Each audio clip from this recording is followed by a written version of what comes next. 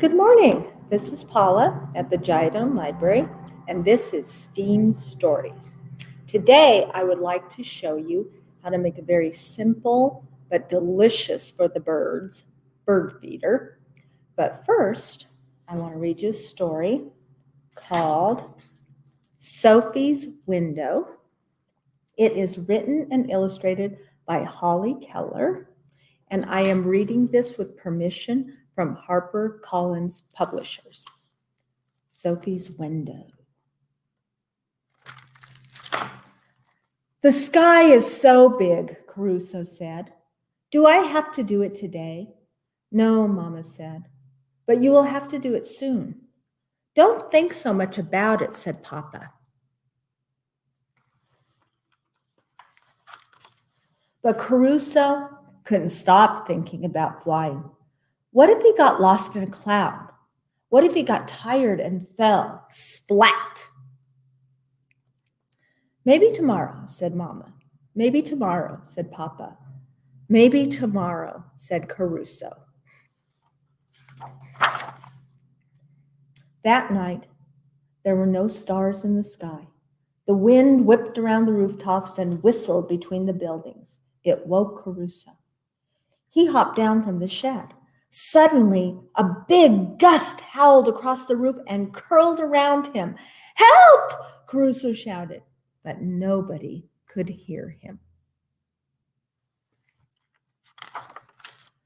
Caruso went up and up and up, then whoosh, he went down, down, down. When he landed, he didn't know where he was.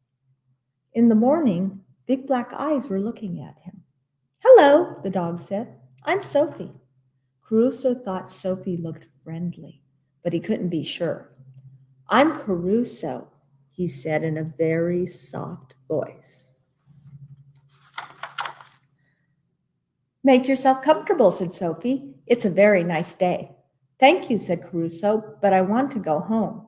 He pointed to the yellow building with the small shed on its top. There it is, he said. That's where I live. Well, maybe I'll see you another time, said Sophie, and she pulled her nose inside. Wait, said Caruso, I can't fly. Then how did you get here, Sophie asked.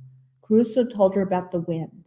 Maybe I could just give you a little push, Sophie suggested. Oh, no, said Caruso. Sophie, breakfast. Sophie's ears picked up. This is a dilemma, she said. Good luck, Caruso. And she disappeared. She's not going to miss breakfast. I see you're still here, said Sophie. When she finally came back, she gave Caruso a piece of toast. We'll have to think of something to do with you, she said, because you certainly can't stay. Caruso sighed. I suppose I can take you home, said Sophie. How will you find it? Caruso asked. A dog knows the street, Sophie said. A bird is supposed to know the sky, Caruso said, but I'm not sure if I ever will. Sophie thought for a minute. Of course you will, she said, but in the meantime, follow me. Caruso hopped down the steps, one at a time. He tried to keep up, but he was much slower than Sophie. When Caruso finally reached the sidewalk, Sophie had disappeared from sight. This isn't going to work, she said, reappearing from behind a trash can. We'll never get you home at this rate. Sophie lay down on the sidewalk, and Caruso hopped onto her back. His heart was beating fast. Sophie went up and down curbs and around corners. She went into a building and through a gate, which was quickly closed behind them. Caruso heard a clank and a screech. He felt his stomach lurch. They're in an elevator there. Then the gate opened again. Sophie bumped Caruso off her back and gave him a push. Last stop, she said. In a minute, Caruso was surrounded by Mama and Papa. He tried to explain what had happened. When he got to the part about Sophie, he turned to find her, but Sophie was gone. Days and nights went by. Caruso couldn't stop thinking about Sophie. What if he never saw her again? One morning, Crusoe opened his eyes and knew that he was going to do it. He climbed up onto the top of the shed, stood on the tips of his feet, and flapped his wings. Nothing happened. He flapped harder, then harder and faster and harder, and he was flying. Sophie barked happily when she saw him. I knew you would come, she said. They talked and played together all day. Will you come back tomorrow? Sophie asked when it was time for Crusoe to go home. I will, Crusoe promised, and Sophie watched until he was just a small speck in the sky. A dog and a bird are friends. Okay, now let me show you the very simple bird feeder. We do have kits for this, so you just come by the Jaido Library and ask for one, and we'll give you a kit that has everything that you need and the instructions. It's very simple. First, it has a pine cone. You might have made these at one time. Take a look at the pine cone and all of these scales, how they are, and which way do you want to put the string on, because that's the first thing you need to do so you don't have to deal with all the messiness later. And I think with this one, I'm going to do it on top here because it looks like there's plenty of room for me to put a string around. So I'm going to take the string, and it should be really long enough for you to use. And then I am going to leave about that much on the one side because I want to make a loop. You can do it two ways. And then let me tie this. I'm tying it. Be careful because you know these pine cones have these little prickly bits on them. And I want to make a knot to make sure that it holds the pine cone. So I'm making a knot.